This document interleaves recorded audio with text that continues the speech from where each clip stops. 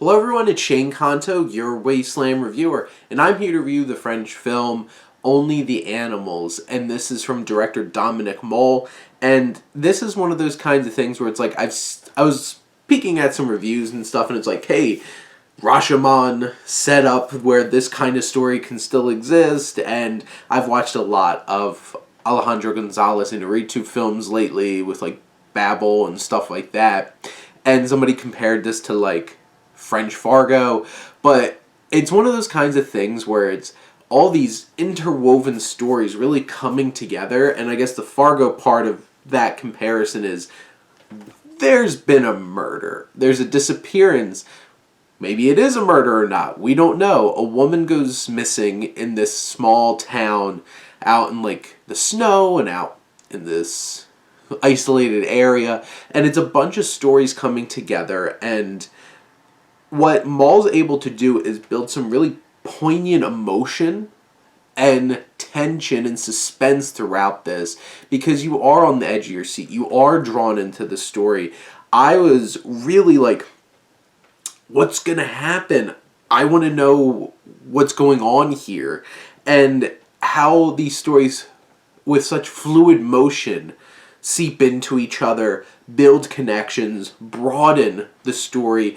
Each new segment and thread builds off the story, makes it even more intriguing, and builds a bigger picture until you finally have it, and you're just sitting in awe that Moll was able to structure this whole entire film and play it off this way. And it's a strong balance of these different stories. How it's structured plays out so well. It feels very fluid, like I mentioned. It feels like things are falling into place exactly when they need to be. Now, some of the threads are more interesting than others, I do have to say. But in general, each of these threads offers something very intriguing and draws you in as an audience. This mystery is what this driving force is. What happened to this woman? And how each of these stories play into it is something that is...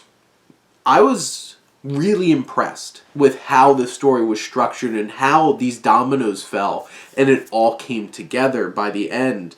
And you have this farmer who's played by Damien Bonnard, who's awkward. He's having an affair with Laure Calamy's character Alice, who keeps coming over to his farm and having sex with him, and he's super awkward.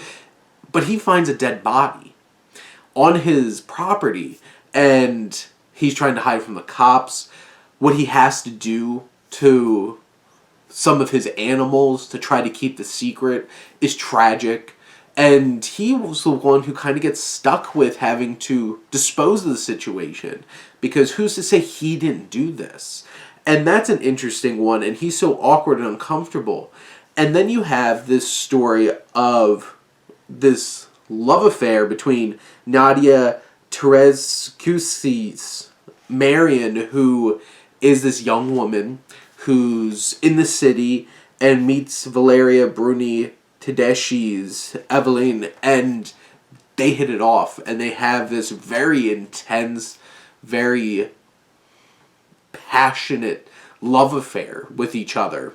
And where the story takes Marion chasing after Evelyn, who is the woman who goes missing, and how their storyline plays out and how that fits into things. Both of them give very strong performances, especially Marion, and she's so passionate and so driven. And then you have this other thread where it seems so out of place, but off in a different country, this young man is having fake chats with other men online and trying to scam them out of money.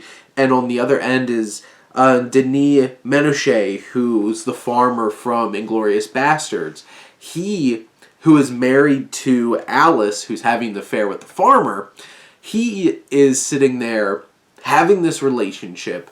And on the other end, this young man is trying to spark his own relationship, trying to deal with these things that's going on. And where these actions pushes this man Michel, played by Menochet, where that goes is so dark, and this film is able to balance the story of consequences and actions and how everything we do has a reaction.